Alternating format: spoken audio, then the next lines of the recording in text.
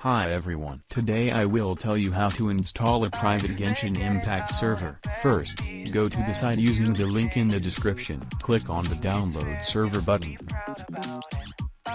We are waiting for the download and open the archive.